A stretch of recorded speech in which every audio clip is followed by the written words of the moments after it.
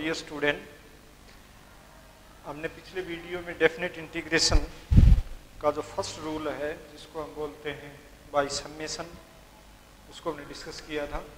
उसका तात्पर्य ठीक से समझा था हमने कि भी ए से बी जैसे कोई भी फंक्शन है और वो बराबर है डेफिनेशन के द्वारा हमने ये देखा था h tends to 0 limit h times of a plus of a plus h plus of a plus 2h और इस प्रकार से of a plus n minus 1 into H.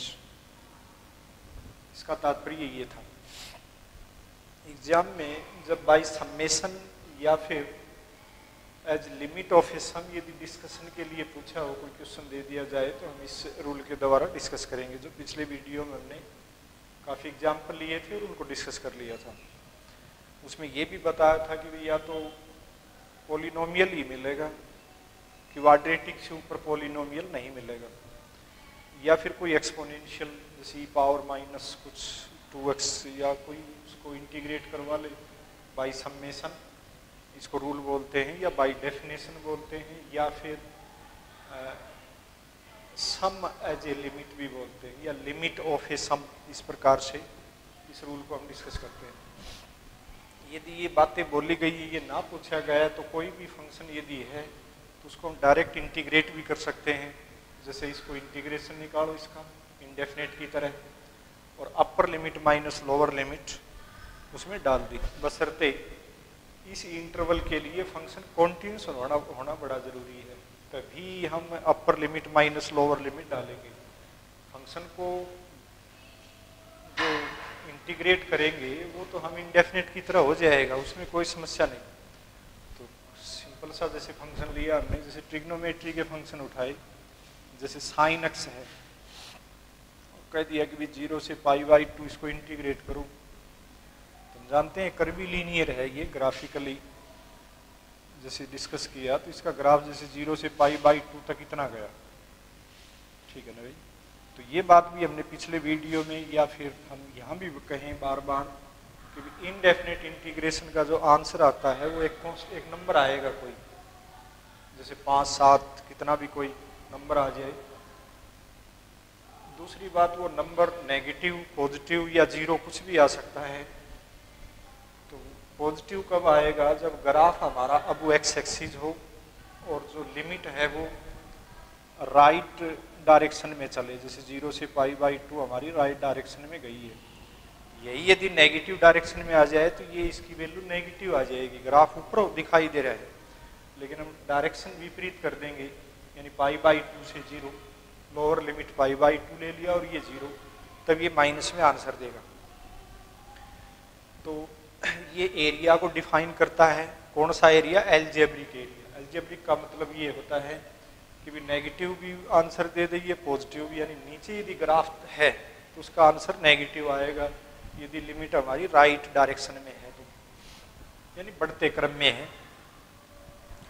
तो हम ज्योमेट्रिकली जैसे काफ़ी एरिया, काफ़ी क्वेश्चन जैसे सर्कल है, स्क्वायर है, रेक्टेंगल है, उनके एरिया तो ज्योमेट्री द्वारा जानते ही हैं, या ट्रेपिज्म का पिछले वीडियो में डिस्कस किया था, तो उनके तो एरिया हम जानते हैं। लेकिन इस प्रकार से कर्व यदि कर्वी लीनियर हो जाए तो उसका हम उसका जो एरिया है, एरिया सीखने की विधि है ये सारी है, उसका एल्जेब्रिक जो सम है वो हम जो डेफिनेट इंटीग्रेशन है उसी के द्वारा निकालेंगे।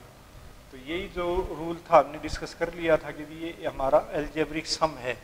रेक्टेंगल्स तैयार किए थे वहाँ और उसकी विड्थ दे दी थी और हाइट की मल्टीप्लाई करके हम, और फिर उसको विड्थ को 0 के नज़दीक ले जा करके हमने बोल दिया था कि भाई है ना, हमारे इस प्रकार से रेक्टेंगल तैयार हो गई और h को 0 के पास ले जाएं तो हमारे पास ये सम ऑफ द एरियाज आ जाता है रेक्टेंगल का, जिसको हम इसके बराबर बोलते हैं। तो जब इसको इंटीग्रेट करें तो ध्यान क्या रखना है?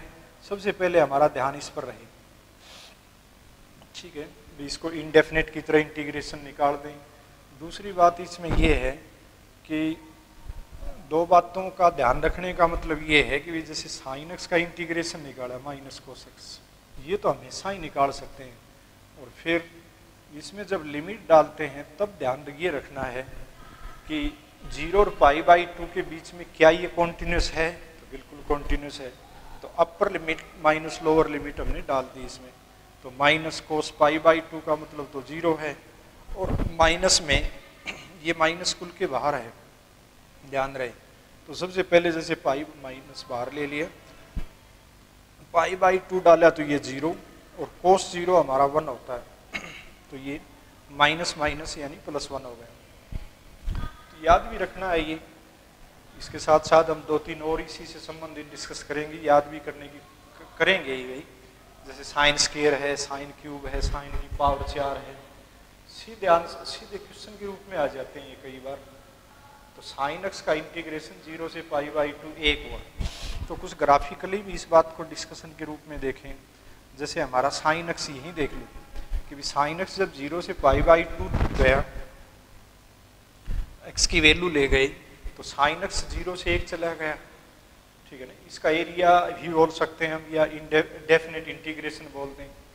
यदि हम आगे पाई तक जाएं तो सिमेट्रिकली क्या होता है कि हम जानते भी हैं ये π/2 पर तो ये 1 हो गया, इधर जो 60 डिग्री था जिसको हम π/3 बोलते हैं, और इधर मान लिया 2π/3 है, 30 डिग्री आगे पीछे, तो इनकी ऊंचाइयां तो बराबर हैं, यानी कोस 60 भी वही है, कोस 120 भी वैल्यू वही है जो √3/2 देता है। तो इसका मतलब ये है कि जो रीजन हमारा 0 से π/2 तक गया है, साइन एक्स ने जो रीजन तैयार किया वही रीजन आगे भी है, यानी π/2 से पाई के बीच में यदि जाएं तो भी तो एरिया एक ही आएगा, ठीक है ना।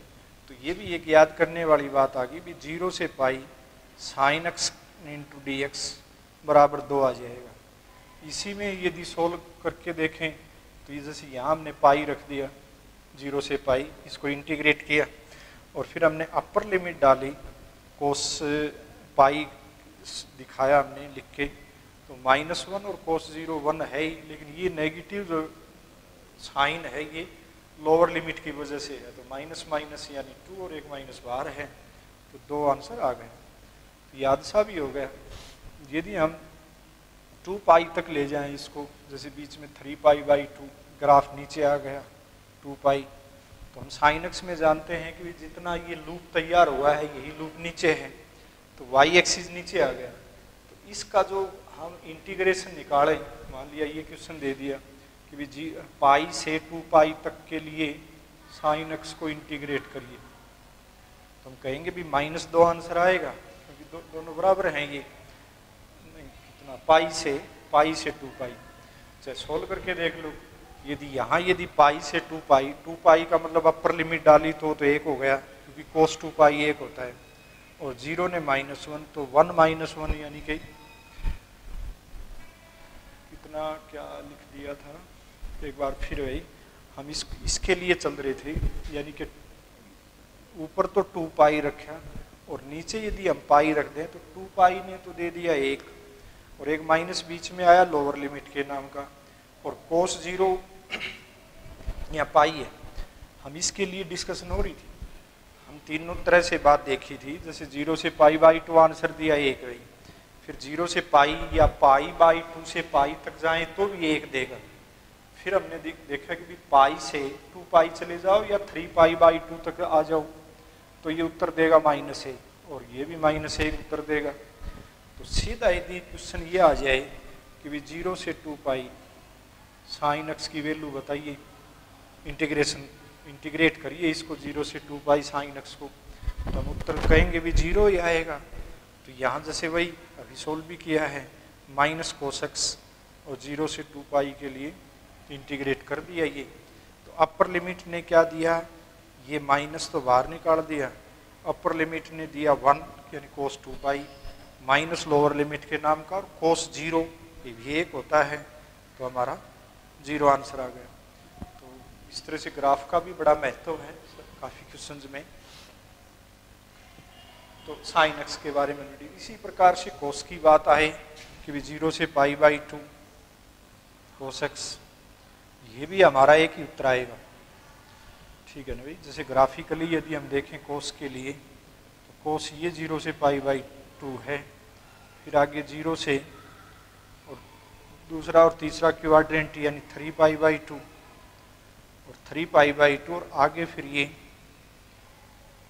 2π तक 2π के लिए इसने वैल्यू 1 ले ली। अब ये जो ये पार्ट है और ये पार्ट सिमेट्रिकली बराबर हैं, तो ये उत्तर भी 1 देगा, ये उत्तर भी 1 देगा और ये उत्तर हमारा -2 देगा। ये नीचे है ग्राफ। तो एरिया की यदि बात, एरिया से बात छोड़ो एक बार भाई, हम इंटीग्रेशन निकालें जैसे 0 से π/2 तक cos x है, निकाल के देख लो कि इसको इंटीग्रेट किया sin x और upper limit minus lower limit, तो π/2 के लिए तो 1 हो जाएगा और 0 के लिए 0 हो गया तो 1 आ गया। यदि 0 से पाई के बीच में cos x को डिस्कस करें तो ग्राफ क्या बोल रहा है कि ये तो 1 देगा और पाई हमारा यहाँ से है कहीं, ठीक है ना भी, और ये 1 है, ये -1 है तो 0 आएगा। तो देख लो 0 के लिए कि इसका इंटीग्रेशन आया sin x, अपर लिमिट डाली 0, लोअर लिमिट डाली तो भी 0, तो 0 से पाई cos x, ठीक है ना भाई। तो एक बात शुरू में बताई थी वो भी ध्यान रखनी है कि cos x का इंटीग्रेशन तो निकाल दिया, जब हम लिमिट डालते हैं तो ये भी चेक करना होता है कि cos x, ये शुरू में देख लो कि cos x के लिए जो लिमिट दे रखी है उस लिमिट के लिए क्या ये कॉन्टिन्यूस है, तो कॉन्टिन्यूस है तो फिर सही है भाई, इंटीग्रेशन निकाल दो और फिर upper limit minus lower limit, जो भी आंसर आया वो हमारा उत्तर आ गया।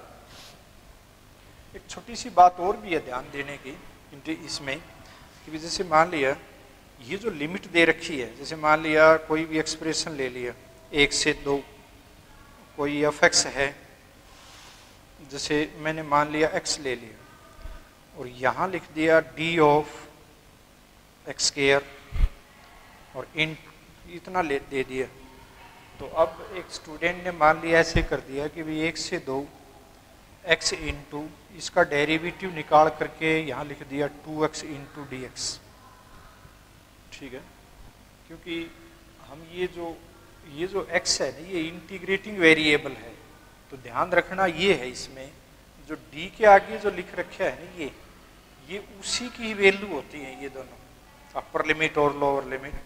जैसे इस क्वेश्चन में x इंटू डी के आगे क्या लिखा है x², तो ये 1 और 2x² की वैल्यू है न कि x की है। अब जैसे मान लिया एक ने लिमिट तो यही रख ली और x इसका डेरिवेटिव निकाल करके 2x यहाँ लिख लिया इसका डेरिवेटिव और फिर आगे dx और दे दिया। भैया हम जानते हैं कि भी dy, जैसे शुरुआत में किया था, dy बराबर होता है फिर फंक्शन का डेरिवेटिव और इंटू dx, वही काम लिख दिया।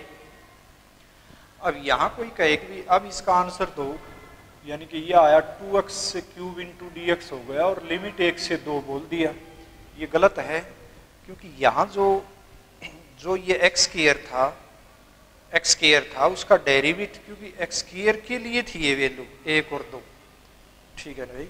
तो यहाँ जब x² के लिए वैल्यू थी तो फिर यहाँ बोल दिया कि x के लिए भी वही वैल्यू है, तो ये नहीं चलेगा। इसके लिए हम क्या करेंगे, जैसे x² के बराबर t मानो, यानी इस x² के बराबर हमने t मानना है और फिर x² के बराबर t मान लिया, क्योंकि हम dt बना, जैसे t माना तो यहाँ dt हो गया, ठीक है ना, और फिर 2x इंटू dx और बराबर dt, इसका डेरिवेटिव आ गया।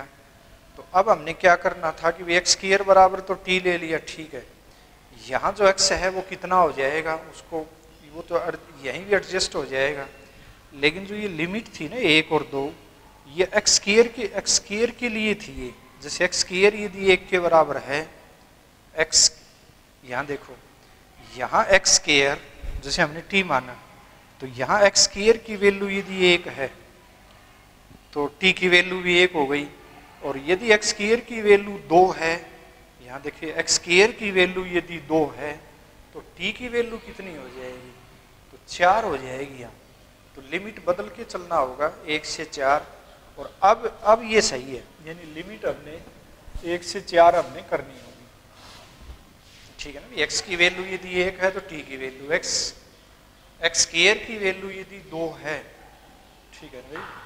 जैसे यहाँ क्या था, x² बराबर t है, तो इनको हमने बदलाव देना होगा। ये x की वैल्यू नहीं है, ये x स्क्वायर की वैल्यू है। अब जैसे यहाँ x की वैल्यू √2 आ जाएगी, 4 नहीं भाई, √2 आ जाएगी, मतलब t की वैल्यू। तो ये ध्यान रखने की बात है। जैसे मान लिया, जैसे log में कोई एक्सप्रेशन दे दे, मान लिया लिमिट दे दिया 1 से कोई थी, और यहाँ x दे दिया और आगे लिख दिया डेरिवेटिव ऑफ log x। तो कोई कह दे कि भी डेरिवेटिव ही निकाल दूं और मैं फिर इसको dx में परिवर्तित कर लूं, वो करना ठीक है, लेकिन लिमिट बदलो। इसका मतलब क्या है कि log x जो है वो 1 के बराबर भी है d के आगे, और जो log x है वो 3 के बराबर भी है। तो फिर x हमारा कितना आया, समझ में आया? यहाँ क्या है, x स्क्वायर हमारा, देखो एक बार फिर इस क्वेश्चन में कहाँ से था वो क्वेश्चन लिखा था हमने, ये भाई x स्क्वायर हमारा 1 के बराबर है लोअर लिमिट, और x स्क्वायर जो है वो 2 के बराबर है। तो फिर x की वैल्यू क्या आ गई, जैसे ये dx बना लिया हमने, मतलब d के आगे, तो x के लिए अब वैल्यू आ जाएंगी 1 और √2। ठीक है ना भाई, अब इसको सोल्व कर लिया जाए, अब सही है। तो यही बात यहाँ भी थी कि भाई जैसे लिमिट यदि, मतलब तुम हमेशा x की वैल्यू नहीं माननी है, ये कि भाई d के आगे क्या लिखा है, मान लिया ये दे दिया, एक स्टूडेंट ने क्या किया कि भाई 1 से 3 और x इंटू इसका डेरिवेटिव निकाल के यहाँ ऐसे लिख लिया और कह दिया कि भाई ये x काट दिया, सही है, फिर इसको इंटीग्रेट कर दें, तो इंटीग्रेशन तो x ही आया, और फिर वो लिमिट यदि बिना बदले ये लिख दी तो ये गलत हो जाएगा। इसके लिए क्या होगा कि भाई यहाँ तो ठीक था, x इंटू डेरिवेटिव निकाल करके dx कर लिया उसने, लेकिन यहाँ लिमिट जरूर बदलनी पड़ेगी, क्योंकि dx यदि ले आए हो तो d के आगे x है, तो ये लिमिट x के लिए चाहिए। तो x का कितना हो जाएगा हमारा e, और यहाँ x कितना हो जाएगा e3, नेचुरल बेस है, तो यहाँ लिमिट बदल करके हमारी e और यहाँ अपर लिमिट हो जाएगी e3। तो अब ये सही है। अब यहाँ लिमिट 1, 3 ना होकर के सही लिमिट हमारी आएंगी e से e⁻3। अब ये क्वेश्चन सोल्व होगा। तो ये भी एक छोटा सा ध्यान रखना है कि भी कोई भी डेफिनेट इंटीग्रेशन का क्वेश्चन सोल्व करें तो क्या d के आगे कुछ और तो गड़बड़ नहीं कर रखी है उसने, तो और कुछ यदि लिख रखा है तो उसकी लिमिट यही है। तो लिमिट को चेंज करो, जो हमारा dx हम ला करके आगे सोल्व करेंगे। ठीक है भाई, तो ट्रिग्नोमेट्री से संबंधित हमने साइन एक्स और कोस एक्स के, और ये वैल्यू याद भी रहें, कोस एक्स 0 से π/2 या साइन एक्स 0 से π/2 हमें एक उत्तर देता है, यानी इनडेफिनेट, जो डेफिनेट इंटीग्रेशन है। फिर हमने जैसे कुछ अलजेब्रिक क्वेश्चन ले लिए, जैसे सिंपल से भाई 1/x और लिमिट मान लिया -1 से 1 ले लिया और इंटू dx। ठीक है, अब इसका इंटीग्रेशन तो निकाल देंगे, log, छोटी छोटी बातें हैं भी ध्यान रखने की। इसका इंटीग्रेशन log ऑफ x हो गया, और फिर -1 से 1। तो फिर यदि हमने ध्यान नहीं दिया इसमें, ध्यान का मतलब है भी अपर लिमिट डाल दी, जैसे log, एक बात का ये भी ध्यान रखना है कि भी जब भी इंटीग्रेशन निकालते हैं तो log के आगे जो आर्गुमेंट है उसमें मोड लगाइए। तो यदि मोड नहीं लगाया तो जैसे log ऑफ 1 अपर लिमिट डाली और माइनस में log ऑफ लोअर लिमिट डाल दी, तो यहाँ लिमिट डालना और log के अंदर जो डाला गया है वो नेगेटिव आ गया। कोई कहेगा भी log के अंदर आर्गुमेंट नेगेटिव नहीं है, ये पॉजिटिव है, तो log 1 0 और ये भी 0, तो ये तो गलत है। क्यों गलत है? क्वेश्चन में क्या क्या कह रहा है, क्वेश्चन भी 1/x का ग्राफ जैसे मान लिया ये खींचा, और एक इधर पहले और तीसरे क्वाड्रेंट में ड्रा होगा, और -1 यहाँ से है जैसे, और ये 1 है। तो हम बोल रहे थे कि भाई 0 हो सकता है ये उत्तर हमारा ठीक भी आ जाए, जैसे 0 1 के ऊपर ऊंचाई, एक ये, ठीक है ना भाई। हम बोल रहे हैं कि भाई ये डेफिनेट इंटीग्रेशन का मतलब क्या है कि भाई ये रीजन और माइनस में ये रीजन कितना बनता है, इस रीजन का मतलब है कोई वैल्यू आएगी और एक वैल्यू नीचे की है। तो इसमें हो सकता है हमारा उत्तर 0 भी आ जाए लेकिन इसमें गलती क्या है इस क्वेश्चन में, सब बड़ी बड़ी गलती, कि -1 और 1 के बीच, इसको तो इंडेफिनेट की तरह इंटीग्रेट कर लिया, log x मोड लिख लिया। जब हम लिमिट लगाते हैं तो वहाँ हमने गलती क्या करी कि ये तो डिसकंटिन्यूस है, तो डिसकंटिन्यूस है तो हम ये लिमिट एवल्यूट नहीं कर सकते भाई। तो इसके लिए हमने क्या करना होगा कि भाई -1 से तोड़ो उसको, भाई -1 से 0 चलो, और यानी 1/x उसका अलग से निकालो, और प्लस में 1 से 0 से 1 तक जाओ और 1/x। अब इसको इंटीग्रेट करना है हमने, ठीक है ना। तो अब इस तरह की क्वेश्चन हमारे सिलेबस में तो नहीं है। एक समस्या और भी आएगी इसमें। कौन सी समस्या बनने वाली है कि log x को जब हम लिमिट देते हैं और x टेंड्स टू 0 यदि आ जाए तो इन्फिनिटी जैसा, इम्प्रॉपर बोलते हैं उनको, इम्प्रॉपर इंटीग्रल, उसको हम लिमिट के द्वारा सॉल्व करेंगे। ये क्वेश्चन लेंगे हम। तो हमें जो बात बताई जा रही थी कि भाई 1/x है, तो यहाँ मान लिया 0 भी नहीं देगा, 1 से 2 मान लिया लिमिट दी, ठीक है ना।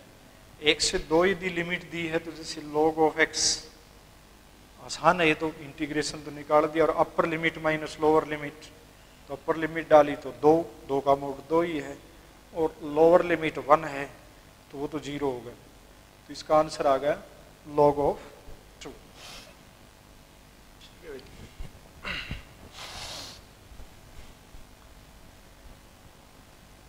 अब लगे हाथ एक ट्रिग्नोमेट्री में जैसे साइन स्क्वायर एक्स है, उसको ले लेते हैं। थोड़ा सा ध्यान भी, कॉन्सेप्ट भी थोड़ा सा ध्यान आएगा कि π/2 sine square x into dx, ठीक है ना। फिर एक अभी हमने डिस्कस किया था 0 से π/2 साइन एक्स इंटू dx।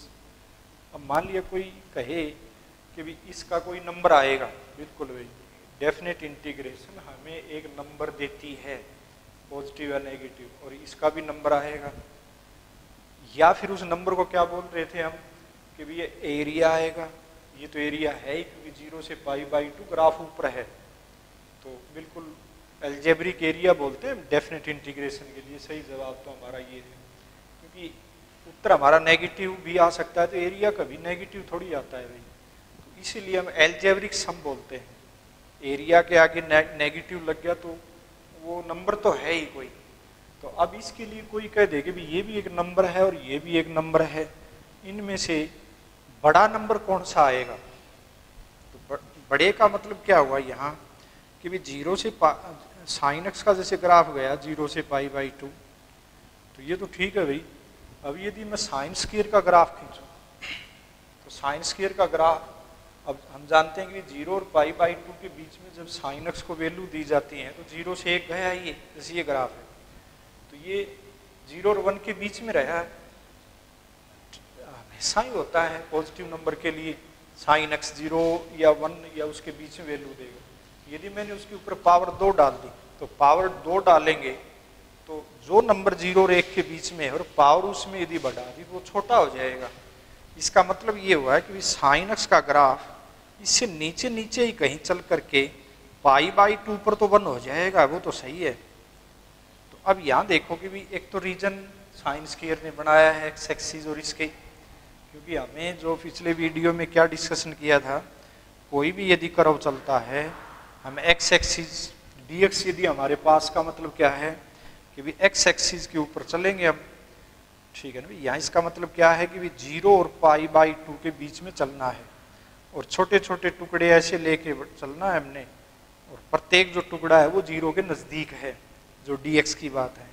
तो फिर हमने परपेंडिकुलरली लाइन उठाई, रेक्टेंगल बनाए, और रेक्टेंगल जैसे यहाँ, तो ये 0 के पास थोड़ी है, तो 0 के पास यदि एक्स जो h बोला था हमने एज ए सम जो काम किया था बाई समेशन जैसे, तो उसमें हम ये नेग्लेक्ट हो जाती है, ये जो एरिया जो तो अप्रोक्सीमेट एरिया की बात हमारी आ जाती है वहाँ इस रूल के द्वारा।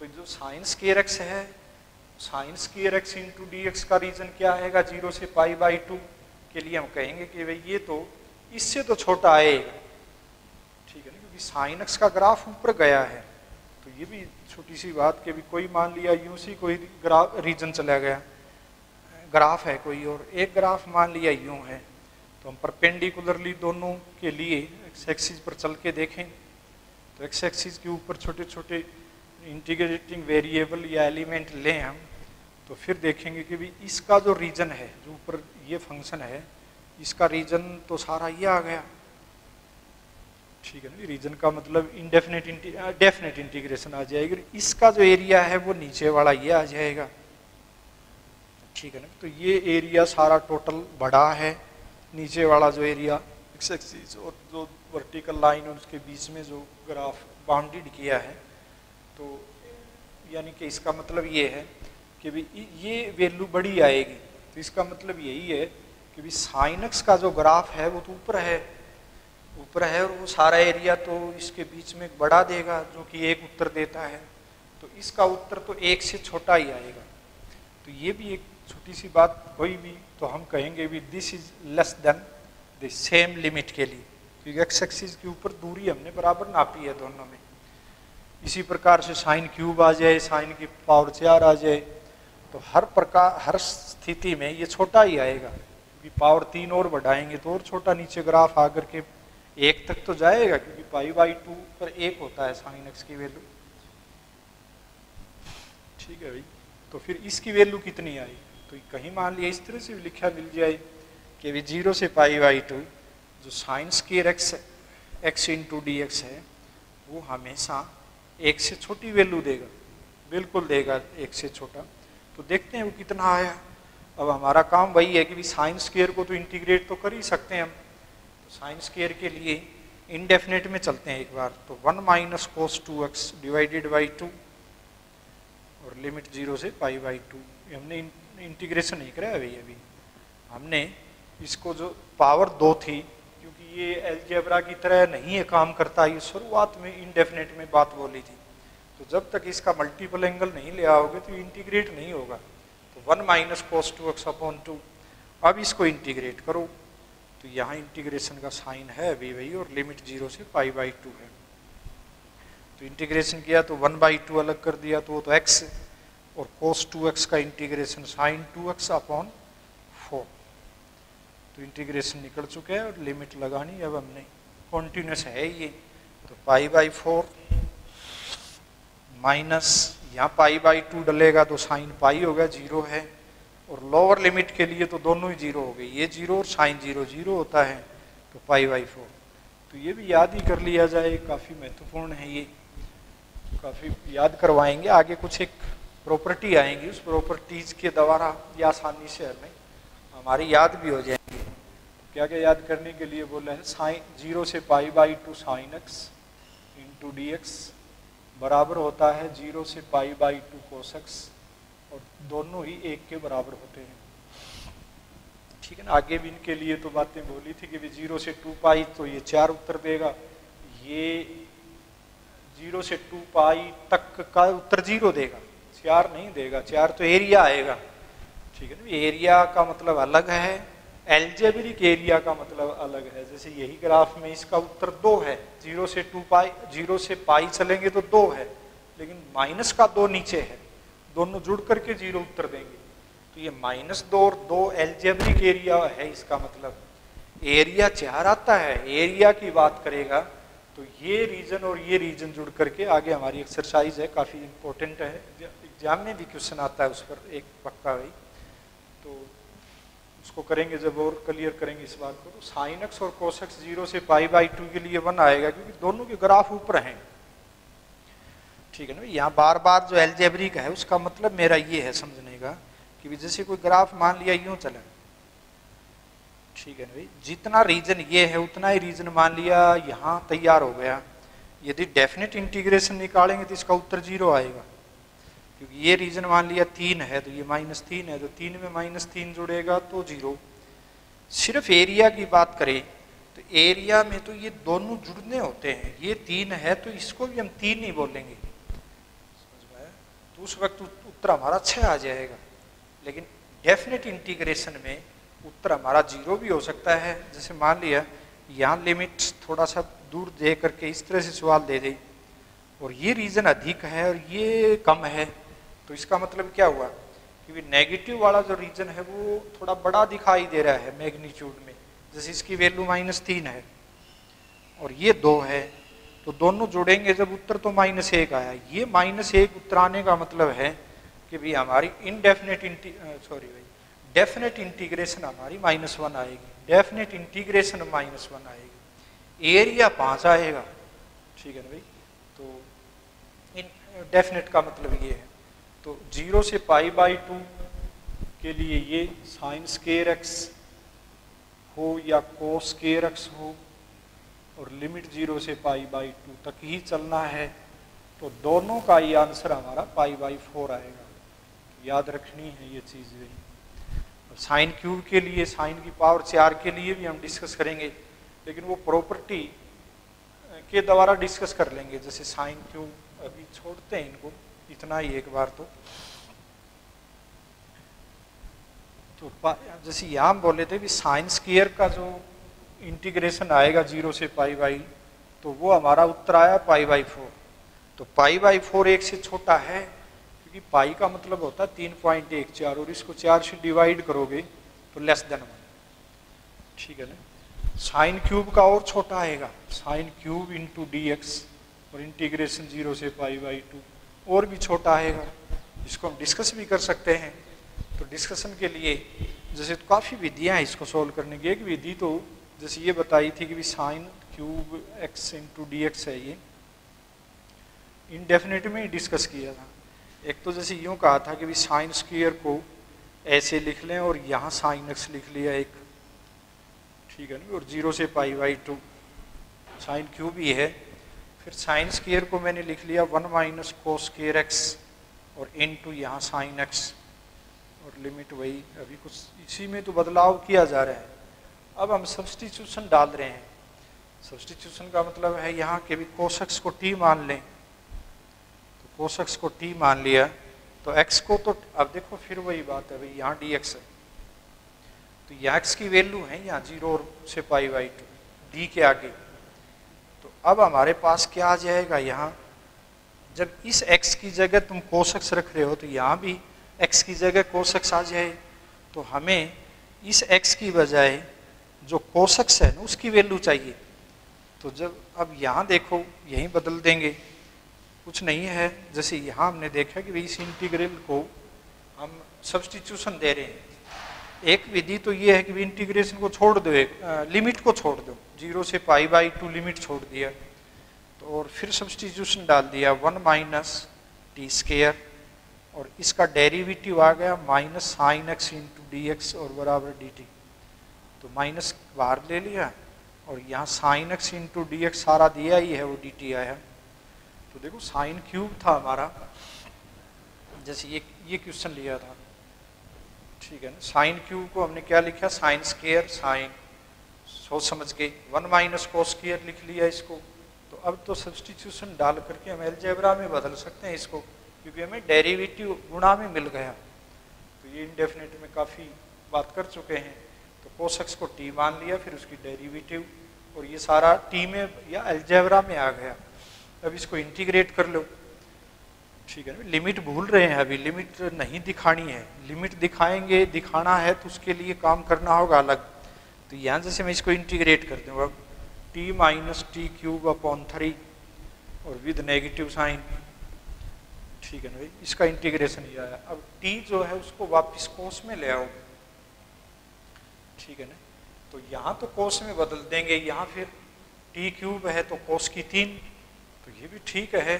और फिर बाद में लिमिट लगा दिया जाए, यानी t किसके बराबर है, cos x लिख दिया, माइनस यहाँ t³ है तो cos³ हो गया और डिवाइडेड बाई 3। अब यहाँ लिमिट हमने वापस यही ले लेनी है, क्योंकि हम साइन मतलब ट्रिग्नोमेट्री में थे, ट्रिग्नोमेट्री में हमने सब्स्टिट्यूशन डाल करके इसमें अलजेब्रा में ले आए, अलजेब्रा में ले आ करके उसको इंटीग्रेट किया और इंटीग्रेशन निकाल के दोबारा से उसमें ही बदलाव ले आओ, साइन कोस में जो भी सब्स्टिट्यूशन था। अब π/2 रख दें, तो π/2 रख देंगे तो ये 0 और ये भी 0, π/2 के लिए तो दोनों जीरो हो गए, और लोअर लिमिट के लिए ये -1 हो गया। ठीक है ना भाई, माइनस चल रही है, जीरो के लिए 1 होता है, लेकिन मतलब अपर मतलब क्या है, देखो इसका अपर लिमिट डाली cos π/2 whole cube divided by 3, minus में लोअर लिमिट डाली, तो माइनस वाली बात ये थी, तो लोअर लिमिट अब ये 0 और ये नहीं, 0 डालनी है अभी, cos 0 1 हो गया, और यहाँ भी 1 हो जाएगा, तो 1/3। ठीक है ना भाई, तो ये जीरो और इस माइनस की वजह से यहाँ 1 - 2/3 विद नेगेटिव, और एक नेगेटिव बाहर है तो 2/3। तो ये भी याद होना चाहिए कि sine cube x into d x 0 से π/2 का इंटीग्रेशन, और छोटा नंबर आ गया 2/3। पहले क्या था, साइन एक्स के लिए कोस एक्स के लिए उत्तर 1 था। ठीक है, और ये भी याद कर लो, कोस में भी कोई फर्क नहीं पड़ेगा हमारा, कोस और साइन के लिए सेम वैल्यू आएंगी, क्योंकि ये कंप्लीमेंट है आपस में दोनों। कोस की 4, ठीक है भाई, तो हमारे पास इसकी वैल्यू आई 2/3, तो ये भी याद रखनी है। ठीक है ना, इसका वैल्यू 1 आया। इस स्केयर के लिए हमारी वैल्यू कितनी आई थी, π/4। ठीक है ना, अभी डिस्कस कर लिया, 0 से π/2।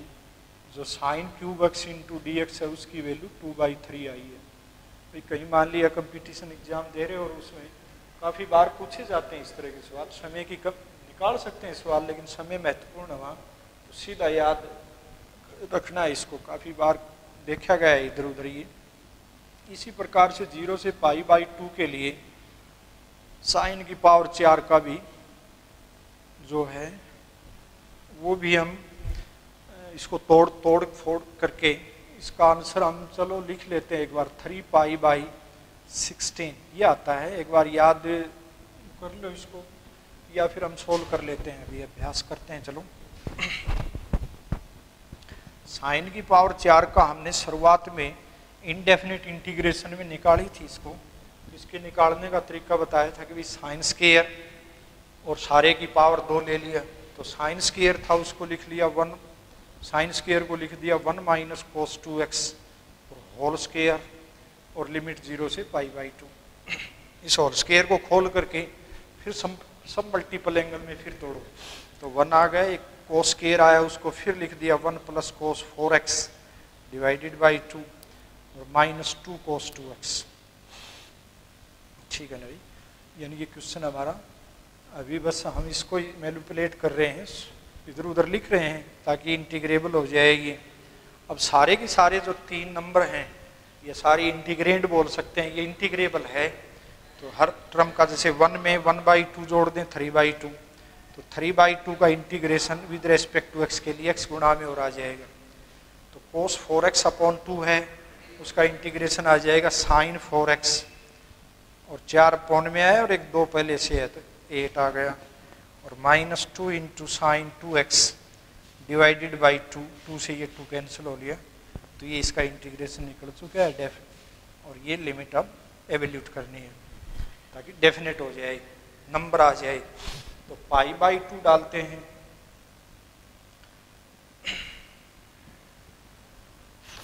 ठीक है ना, तो 0 से π/2, क्योंकि π/2 डालेंगे तो ये 0 हो लिया, ये 0 हो लिया, तो यहाँ 3π/4 से गड़बड़ तो नहीं है, एक बार चलिए भाई 0 से π/2 साइन की पावर 4 ये लिख दिया, इसके थोड़ी सी एक गलती और थी भाई, ये बटे में 2 था वो इसके, और ये 2 बाहर आकर के 1/4 निकले बाहर।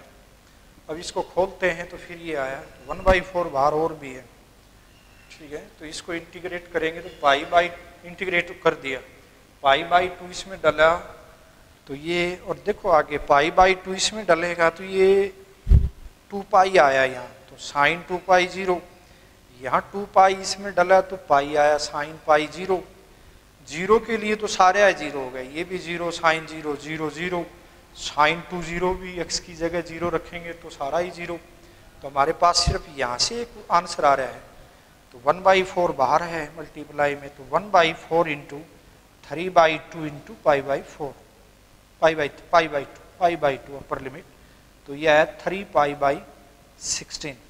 तो ये भी याद हो जाना चाहिए, यानी चारों की जो इंटीग्रेशन है इस साइन के लिए पावर में या खुद में 4 तक वो याद हो। वैसे हम लास्ट में एक ऐसा डिस्कशन भी करेंगे, थ्योरम आती है आयर्स क्लासेज में, उसके द्वारा साइन के ऊपर चाहे कितनी भी बड़ी पावर दे दे हम 0 से π/2 के लिए उसका उत्तर बता सकते हैं।